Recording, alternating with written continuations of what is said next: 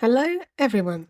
Welcome back to another episode of Gaming the System, the podcast where three intersectional feminists examine gaming and games through a feminist lens. Today, I'm your host, Alex, and I'm joined by my friends Jem and Matt. Before we get started, if you want to support us, you can subscribe to our Patreon at patreon.com/gaming the system for some exclusive content. Or you can send us a one-off donation via PayPal to our email address, wearegamingthesystem@gmail.com. Hello everybody and welcome to another episode. It's an exciting time of the year with lots and lots of gaming showcases for us to talk about.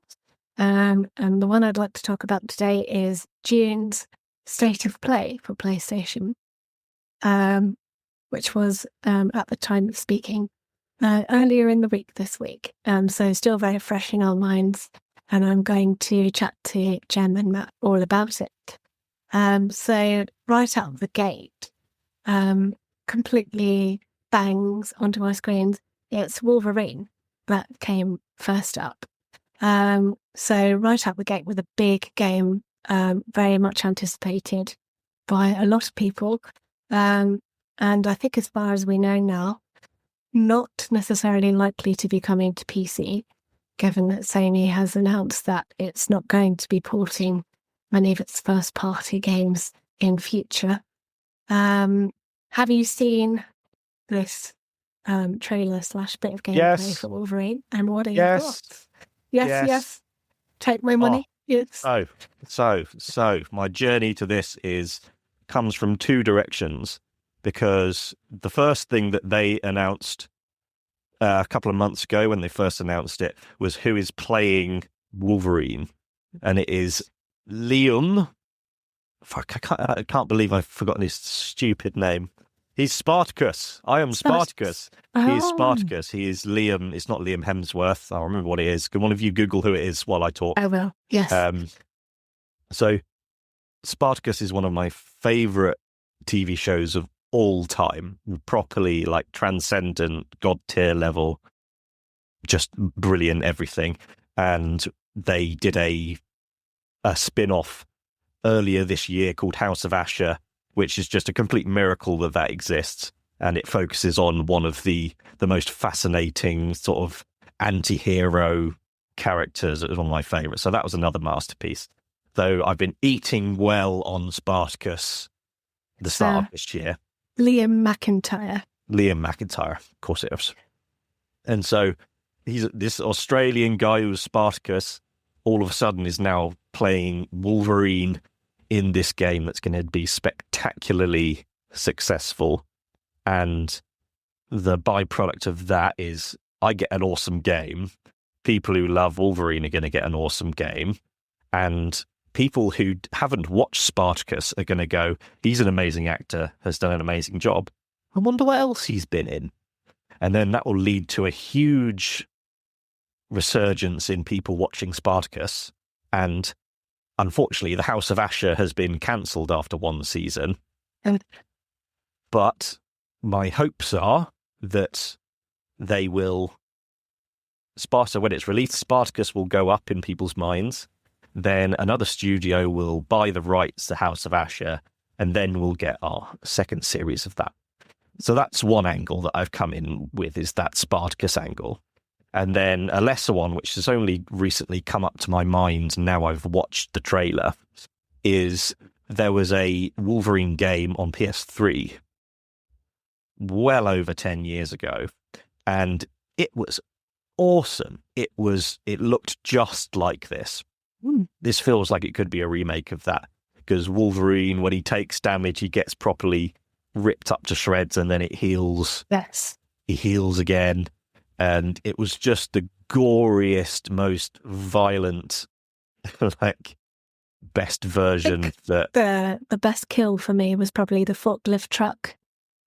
Did you see that bit where he shoves him onto the spokes of the forklift? It's brilliant. It's very good. Environment kills, and just brilliant. So aggressive, so animalistic, the way he fights. And Angry Joe, my favorite YouTube guy who was doing a reaction to it and pointed out, oh, there are female bad guys now. So, and you go, but so the first woman you get seen like fully like up through the chin with the spikes. Yes. You go, yeah. oh, a woman. And then you go, oh, cool. Onwards. And they're saying, oh yeah, it's equal opportunity violence, which I think is a sign of progress. Because it had always been that, oh, we can't see girls being brutalized the way that the men get brutalized, because what does that mean? And he goes, well, if you mix them all together, then it doesn't mean anything. It's the same. And so yeah, it looks like it's going to be awesome. I don't expect too much story-wise from it, but like with say Spider-Man 2, because it's being developed by Insomniac Games, which made the Spider-Man games, which is also another awesome thing, because Spider-Man 2 is in my top 10 list of games of all time. I played it 4 times last year when it came out. Impressive. So it is just hitting all the right marks. And another positive thing is when the little things sort of, well, they're not little things, they are details that are excellent green flags of the developers. So having him be in his ridiculous yellow suit, that's a sign that they're not going to try and take it too seriously.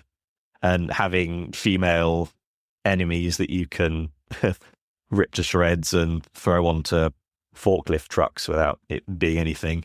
The awesome kills and takedowns and like final moves. It just hits all the green flag marks, and I think it's going to do spectacularly well. Exciting times. Yes, I remember watching it with Tom, I can't know, and saying, he's not very stealthy in that yellow suit. And then Tom was like, yes, but that's the idea. He's Wolverine. He just comes in and attacks everybody. So I was told, definitely. I thought it did remind me of Uncharted in places as well, with the motorbike and the jumping from vehicle to vehicle and things. It was definitely getting me those vibes as well. But I think we all know how popular the Spider-Man games are by the same developers, as you say, Matt. So there's every chance it's going to be a pretty big game for... When does it come out? Is it later this year? I can't remember when they said. Oh my God, September. We are going to... We might have to take July, August both off so that we can stream every day for... I know. For September, because there are so many games coming out. I think it was pretty clear that they were all avoiding that gameplay because of GTA's news.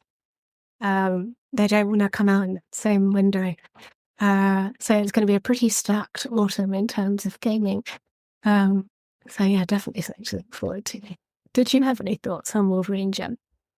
Yeah, I mean, it looks amazing. I was really impressed with the just the general appearance of it and the way that, things are smashing up in a really believable way. And I think when I was watching you guys streaming Ghost of Tsushima. The other day, I commented on that I liked the puddle. But water is notoriously really difficult to get right, and that's another one they've got really good in the Wolverine footage that I watched, and I think I mean it is like ultra violent, and I do have some issues with that. I know that Matt and I have very different views on that topic, but yeah, I mean, I think as long as it's getting the right age rating, then I suppose that's fine. But it's interesting because I remember years ago there was so much discussion over not having sort of like red blood in games because it would let them drop it down an age rating gap and things like that. And clearly this game has gone completely the opposite way, because not only is the blood red, there is so much of it, and so it is super, super violent. And I think that's interesting that we've moved into that area. I wonder what it says about gamers and the average ages of gamers, and what people are looking for in their games now. So I think that's quite interesting to explore. But it just looks great. And I mean, Wolverine is a very violent character. He's got knives for knuckles. Yes. Just and he is always a really rough and ready character. Even I grew up watching the cartoon version, and I loved the X-Men, and in Wolverine was one of my favorite characters in there because he was so sort of unapologetic, really, and unsociable, and very much a sort of solo, not really a team player. And I think that's going to be quite fun to play. And it's just very fast as well. Yeah, definitely. And it's frenetic looking. Yeah. No, that's definitely one to look forward to for sure. So they've come out strong with that first game there. Sticking with Marvel, it's a Marvel fighting game was next up. And the one thing I put down of note is that ProZD is voicing Doctor Doom, which is very cool. For those unfamiliar, he's a very, very funny YouTuber, but also very talented video game voice actor. He was the voice of Ratatoska in God of War Ragnarok, the squirrel character, if any of you remember that. So that was quite a fun little look there at that fighting game. I'm not a fighting game person, so it doesn't necessarily appeal to me, but I think piggybacking it onto Wolverine will definitely appeal to Marvel fans as well. Any thoughts on that at all, or shall we move on through to the next game? No. Okay, cool. The next one was quite a nostalgia hit for those of us who are of the millennial generation, we would say, and that is a Rayman Legends Retold. Yay! Are you a fan of Rayman, Jen? Well, it's really, really funny because my daughter played Rayman Legends and Rayman. Can't remember the other one. Been talking about it. Anyway, she played them obsessively when she was about 8, 7 and 8, and really enjoyed them, and used to play with me and Daniel, and just really, really loved them. And has picked it up maybe once since, but not really that interested. And then earlier this week, she came in and she was like, "Do we still can?" And actually, we didn't, because we had it on the Xbox. We don't have the Xbox any longer, and we had it on the PlayStation 5 because we had the Play, whatever it's called, thing, the subscription thing, which we don't have anymore. It's Plus. Yes, PlayStation Plus, and we don't have that anymore. So we don't have it anymore. And anyway, she was like, "I really want to play this. I think it'd be really good to play with other people and stuff." So anyway, we got it again. So she has literally been playing it all of this week.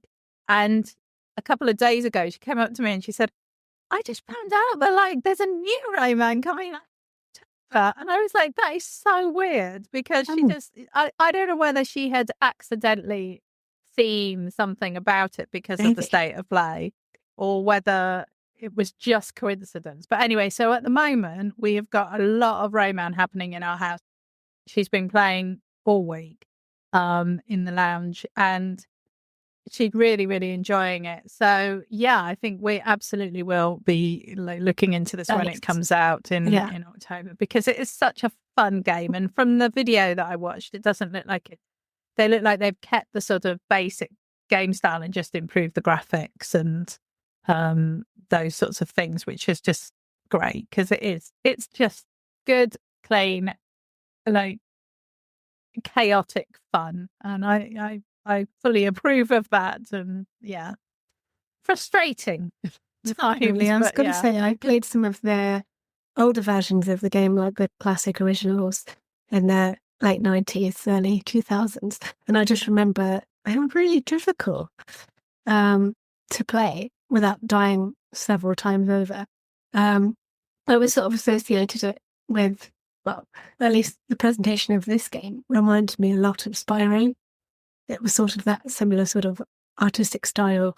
But of course, when I first played some Rayman, it was in 2D. It was like a 2D scroller. But I definitely remember it being frustratingly difficult. So I expect they've toned that down a little bit for these newer versions, perhaps. But you'll have to report back and let me know how difficult it is to play. Well do.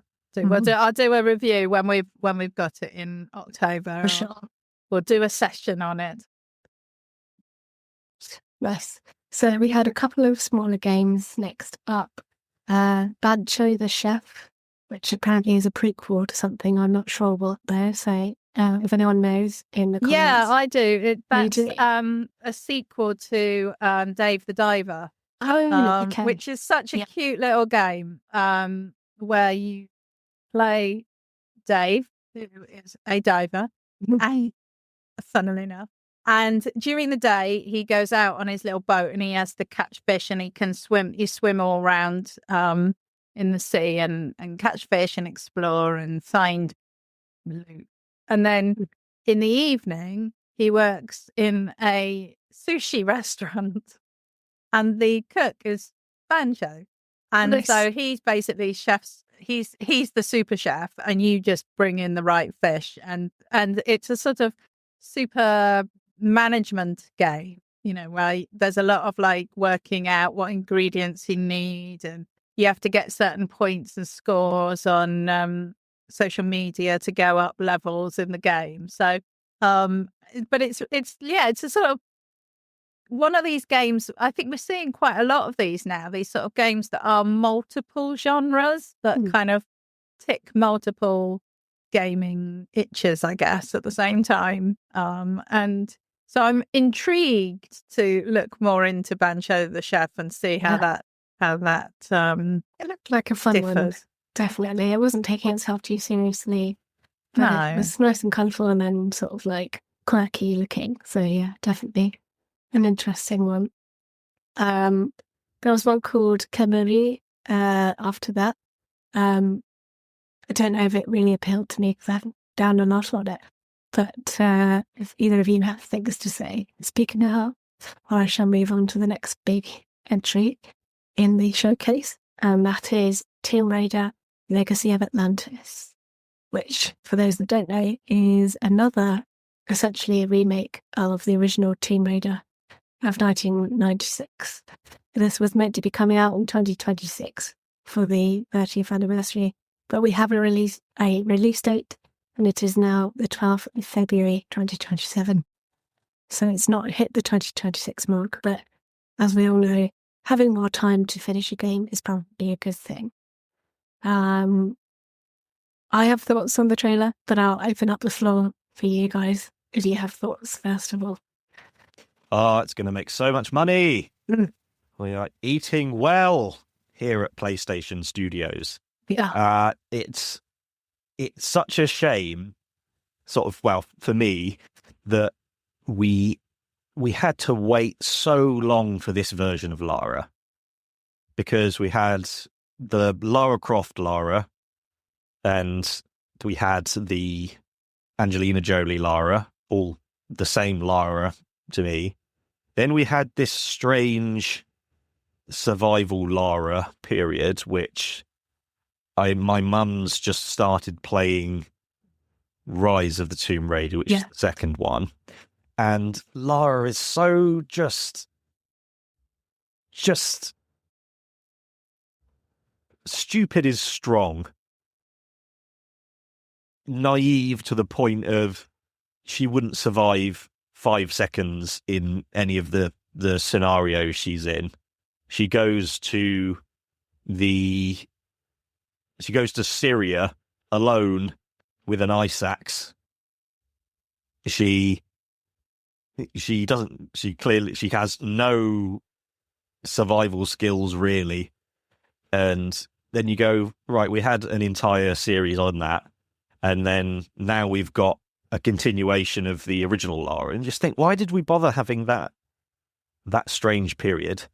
But the answer is in the sales, because that series made 38 million, sold 38 million copies, and so I must be just wrong about that. But this just feels so much more like the Lara Croft I had hoped the reboot series would be.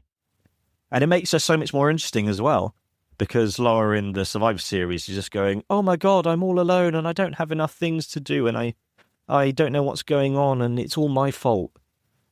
Whereas Lara Croft is Angelina Jolie riding a horse, shooting a shotgun at targets and fighting that epic robot battle at the start of the first one, and then doing the swinging around her mansion while the baddies come in. And the trailer just looks so awesome and cinematic. The bit with the T-Rex coming up from underneath. Yes, that was very cool. And going like that. Cool. Is this the remake of the old one or the new So one? this is the remake of the original Tomb Raider, because a lot of the dialogue was taken from the very first cutscene that you see when you boot up the game, which is basically Natla of Natla Industries hiring Lara to go and artifact hunt for her, essentially. So she kind of ropes her in with the promise of puzzles to solve. Although in the first game, it sounds a lot more like she's taking it for the money, but I could be wrong. Although she does say, I only play for sport, which is a famous quote from the first Tomb Raider. But I thought, just generally thinking about the actress who plays Lara in this one, Alex Wilton Rogers. Is it Rogers? Let me just double check. I have a question like that's wrong. Regan. Thank you. I knew it began with R. Alex Wilton Regan. I think she's super. I absolutely loved her portrayal of Lara in this trailer. Well, the way she looks when she said, "Well, you found me," I was just like, "Oh, this is perfect." She's just nailing it. She's nailing the sassiness. She's a seasoned pro, and she's giving me the I don't take shit attitude, which I loved so much from the original Tomb Raider franchise. And I think she looks great as well. I mean, this is obviously a uniting of the timelines from the Survivor trilogy to the original trilogy, but kind of a remade version. I'm going to share with you an image from the trailer, and I want you to see if you can spot something that a lot of people have spotted and appears to be quite controversial. Bear with me while I bring it up. Okay. So it's this image here. I will attempt to zoom in if I can, but hold on. That might or may not. No, that's just me. Let us know. So is this image? Can you spot anything at all? Or should I tell you?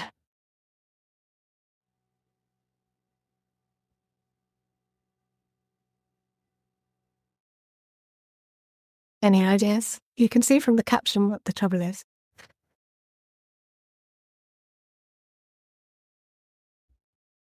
You're muted, Matt, so. It does look like it has that AI softness we were talking about, that sort of... Okay. Yeah, so just for listeners, it's an image of Lara just standing up with her arms stretched out like a T either side of her. She's holding her pistols. She's got the necklace from the Survivor trilogy on. She's got her backpack, her pistol holsters, and what's in those holsters? It's another set of pistols. So she's got 4 guns then. And so that's where a lot of people have jumped to the conclusion that AI was responsible for this particular image. The only thing I can think, it looks like it's set in the section of the game in Greece, where she goes to St. Francis Folly and encounters people like Pierre and the character who was in the trailer, whose name I've forgotten, who's from Texas. And she does have a little bit of a gun battle with them, so perhaps she's picked up some guns from the floor, if I'm being very generous in my interpretation of this picture. But I can't really explain why she would have a set of pistols in her holsters and some pistols in her hands at the same time. Strikes me as odd. But yes. There is was that a still image or is it a... No, I've seen it in the trailer. I've spotted it moving in the trailer.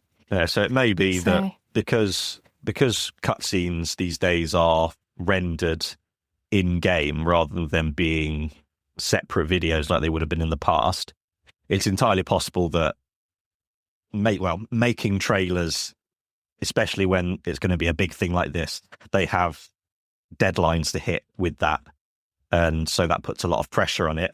Maybe they didn't quite have the resources to do it as stringently as it needs to, and it's entirely possible they just went, oh, we need Lara to do this thing, go and talk to the animators and do that now. And so the animators might have taken that and then given it to the art team, and they go, oh, she needs to be holding guns, put guns in her hands. Yeah. And then that might have just slipped past the net. But have the developers responded to it? I have a statement here from the developers that I will now read to you. So it was released after there was backlash about AI usage. And it says, at Crystal Dynamics, we leverage AI tools to help our teams iterate on ideas faster and more efficiently, while ensuring that all finished content in the final product is human crafted. Our goal is to empower the creativity and flexibility of our developers to deliver the highest quality experiences for players everywhere.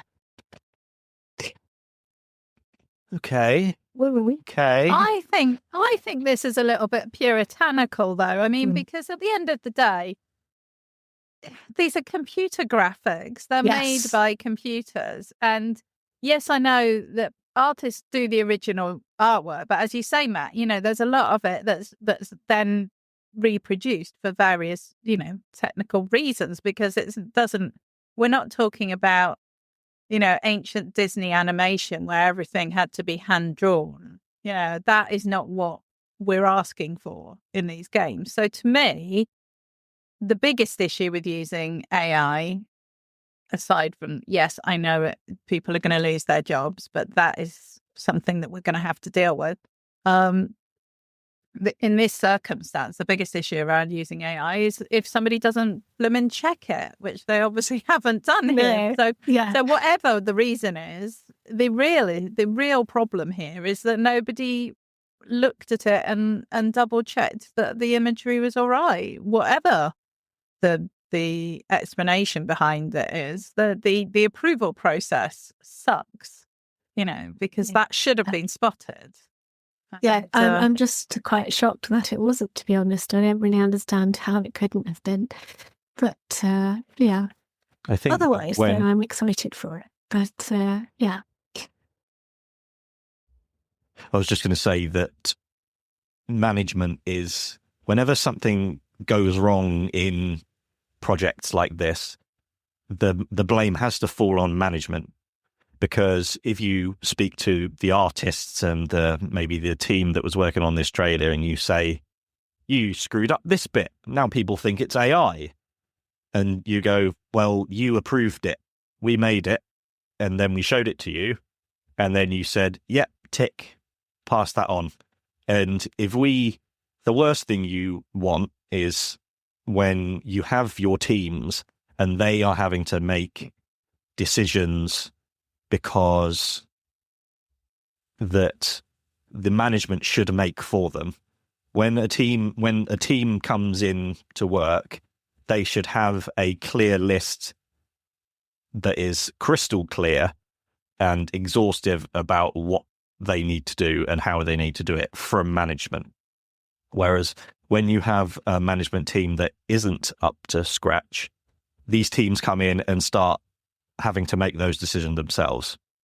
So the answer is better management, but that is extremely hard to come by still. Indeed. Yes.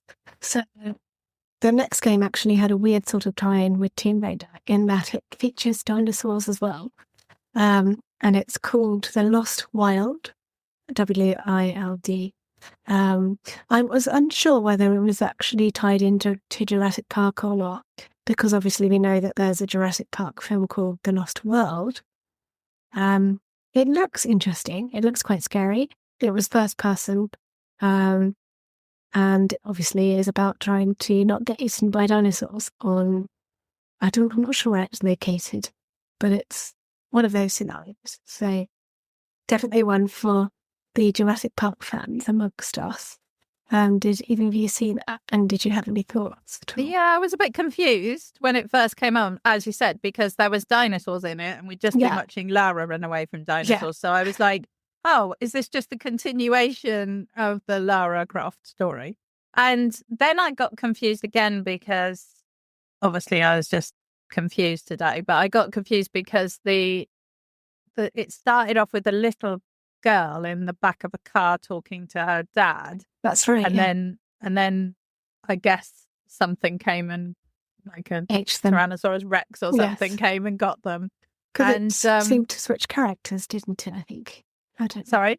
It seemed to switch characters. Yeah. And then suddenly we had this older girl and I was like, is it the same girl grown up or is it like an older sister that was in the car that we just didn't hear about? I didn't know what the link was there. So as far as a trailer goes, I don't think it was very well structured. I think it was in the wrong place in because of its link to the dinosaurs and Lara Croft.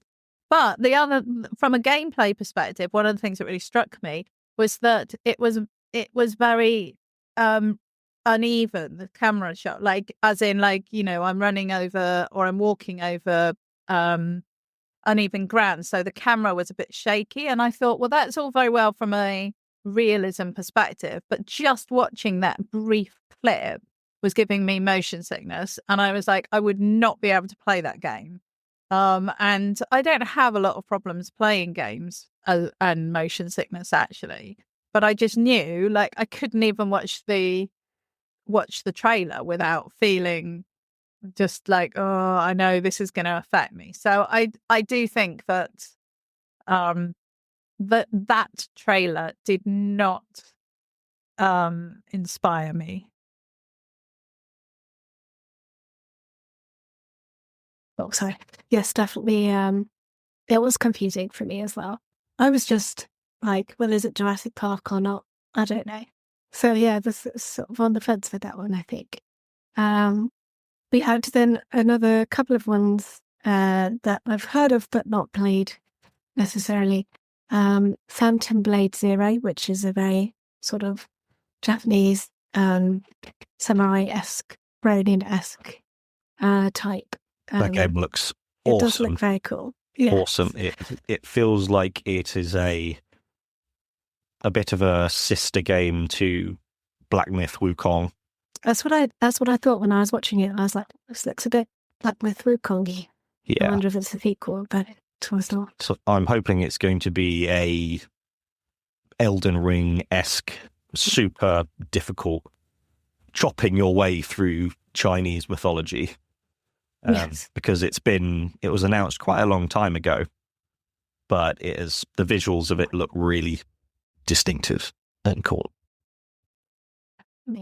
Then we had a couple of ones as well. This one I thought had already come out ages ago, so I was a bit confused again. Dune Awakening. I don't know whether that was just early access or just on PC, but they mentioned that it would have a new single player mode when it comes to PlayStation, so I presume it's just being ported across. But yeah, so I don't know how much more excitement there is for Dune at the moment. I know that there's the third Dune's coming out soon. Don't know, don't quote me on that. But I think it might be, unless I've completely missed it. Dynasty Warriors 3 remastered. There's quite a lot of remasters in this showcase as well. Another game called No Rest for the Wicked. Onimusha Way of the Sword. One for the Silent Hill fans. Well, there was Silent Hill Townfall, which I think we saw a few sneak peeks of in other showcases last year. Ace Combat 8, Wings of Feth, and Ace Combat 0, The Balkan War. So Capcom putting out some extra games there. Next one surprised me quite a lot. It was actually quite an interesting looking game, and that's Stuntman Hollywood. I think the trailer was really well put together. Essentially, it was footage of lots of sort of 80s muscle cars doing cool stunts and things. And you're thinking, well, what's going on here? Because initially, I'm not sure what film it was, but it was coming over a train. And then the second one was sort of a white car, looked like it could be set in Miami. And then you obviously could tell from the music and the look of the car, you were Knight Rider, driving Knight Rider. And then there was another one, Mad Max. And then you're thinking, well, what's going on here? Why aren't they showing all these different films? And then the last one was Back to the Future. And right at the end, the DeLorean door comes up, lots of smoke comes out, and a hand comes out with a thumbs up. And it turns out that you are the stuntman driver, which is a very cool and fun concept, I think. I wonder if there's like a campaign which you go through the various films of the 80s, and it gets harder depending on how many stunts you have to do. But I thought that was quite a fun looking game, definitely. And it was a nice break up to, the types of games that had been showcased up to that point. So yeah, I like the look of that one, definitely. And then we had a section, of course, that no showcase is complete without a zombie game. And the next one was called Ill, I think. It was pretty gory. There was lots of body tearing and lots of mushed up zombie faces and lots of things crawling towards you and being scary. And that's not going to be one that I'm going to play at all. Then this one's been announced previously, Control Resonant. Is anyone looking forward to playing Control Yes. Resonant? Yes, me. Yeah. Yes, me, please. I thought you would be. Oh. Yes. Control is a masterpiece. Alan Wake 2 is a masterpiece. They both share the same universe. And the creative director, Sam Lake, is just a magnificent creative mind. And to see them breaking out into another gameplay format is just really exciting, because Control was basically a shooter, a power shooter. You've got a pistol and you've got force powers. And then Alan Wake 2 is a detective story where you're hunting down this cult, but it's far more detective work than combat, whereas Control is just pretty much entirely combat. So this is another one that I have no doubt that it's going to be, whatever it's going to be, is going to be interesting and distinct and unique. So yeah, super excited. It looks so weird. It looks so Completely. weird. And Did Control have any live action, real life bits in it? No. Was the trailer If for this it theme did, too? there wasn't very much. Alan Wake 2 had a ton of Genuinely, real life things. It's one of the most just visually distinctive things about Alan Wake 2 is the way they are able to make it look like it's 3D even though it's 2D. You put a 2D projection in the world and it looks of real life stuff. And it's extraordinary, really. And the creative the Yeah. creative. I can't recommend Alan Wake 2 to you both enough. It's marvellous. So I'll have to check it out, definitely. We had then, unless Jamie you want to say anything about Control, I don't know.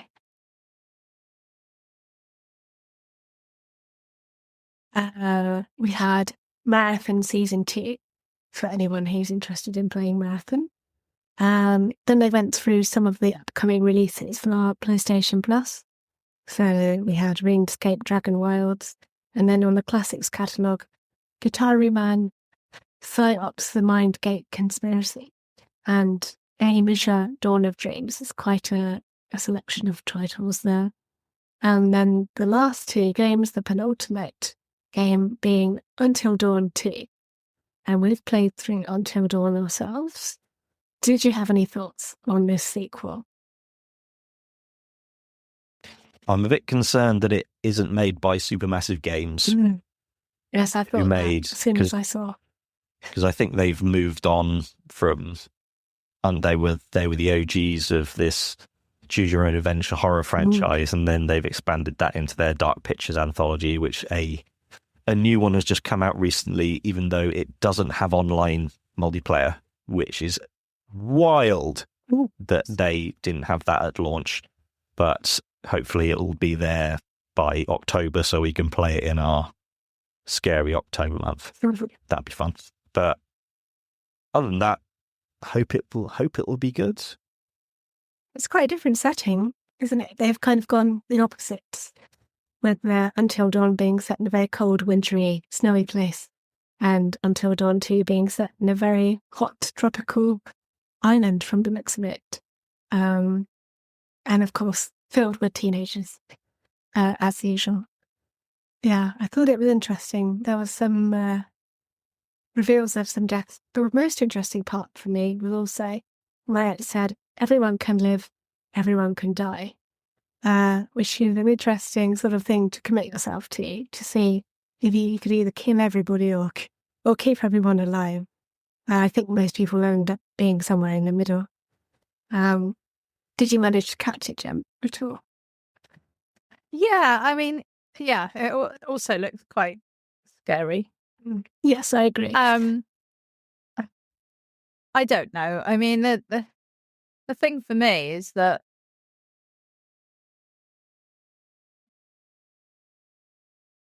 I don't know. I'd have to. I'm kind of intrigued to play it. I think, just because I like the concept of games where they give you multiple different ways of playing it out, depending on your the choices are very important in these games, aren't they? Yeah. And yeah, but the fact that it's very teen drama, yes, I know. I was a bit might put me off a little bit because it's. I don't know if I'm going to like these people. I think that's the point, isn't it? Like with Until Dawn, I didn't really like many of the characters either.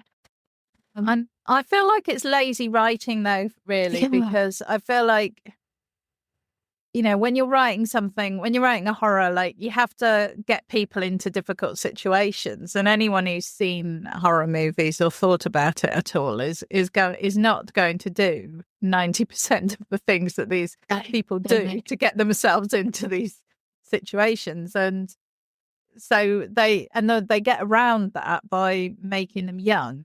Oh, well, they're just distracted by sex or, whatever. And I think, I think does a disservice to young people, because I don't think that that's stupid. And B, it then makes a story about a group that is only appeals to a very small group of gamers. And so, I think, but, it's probably of all of them, aside from Rayman, it's probably the one I'm most likely to look at. Silent Hill would probably also come into that list. Yeah. But yeah. Well, definitely. And then, of course, we had the final game of the showcase, which had a whole over 20 minutes dedicated to it, with a 20-minute gameplay reveal, which Matt and I are going to be reacting to in our next episode. and that is God of War Lao Fei. And I'm beyond hyped for this. It made me realise how much I had forgotten how great God of War is. Somehow, don't ask me how. But as soon as it came back, I was like, oh yeah, these games are absolutely awesome and I need to play them again immediately. I'm just so excited. I'm not going to say any more because I don't want to spoil it from... yeah. But yeah. Do you have any extra bits to add, Jem? Spoiler free bits? I'm not going to be here for the conversation about that because I haven't played any of the God of War series. I've just heard about it from you guys. And I mean, to be fair, you the way you talk about it does really make me want to play it. It's more about having the time and ability to sink into it. But when it came out, I did see quite a lot of stuff on Threads. So I don't think that this is going to kind of undermine your talk, but I did want to share some of the stuff that I saw. Please do. Because I think that you can then talk about it in your next session. So it's my way of being involved. So one of the things that came out was somebody said, serious question, why are Western devs so bad at their job? Go look at the trailer of Tides of Annihilation. It easily clears this new God of Slop game from State of Play. I'm genuinely wondering why this happens. And somebody was like, so y'all incels can keep treading the waters you threw yourselves into. And they're just like, a lot of comeback really on it, but yeah, it's because you'll see. Yeah, but and then there's been a lot of people complaining about this is not God of War anymore. God of War will always be about Kratos. These people seem determined to disappoint and destroy the joy of the fans who have supported and paid for the series. And somebody else was calling it the God of Woe. And I think it's just really, really interesting. I'm really intrigued to hear what you guys think about the trailer and also about, these downright misogynistic comments and bullshit that it has inspired, because I think it's really fascinating how angry people get about it. I mean, how fragile are these people? So I'll be really interested to hear what you two think, because you are so passionate about this series, and I'm especially interested to hear what you think, Matt, when you've reacted to the trailer. So Yes. Well, thank you, Jem, for giving us a strong foundation to kick off our next episode with. And we'll look forward to join with you again in future. As always, we have new episodes out every Thursday. You can catch us streaming a lot more often on our Twitch. You can find us on Gaming the System, the Feminist Gaming Podcast, on all your podcast outlets, on YouTube, and as I said, on Twitch as well. So let us know your thoughts on the June State of Play. We'd love to hear from you. And we'll look forward to seeing you again soon. Bye. Bye.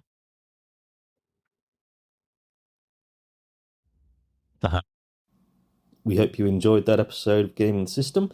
If you want to support us, you can donate to us through our PayPal by sending it to wearegamingthesystem@gmail.com if you want to send us a one-off donation. If you want to donate to us monthly, you can subscribe to our Patreon at patreon.com/gamingthesystem. Until next time, bye-bye.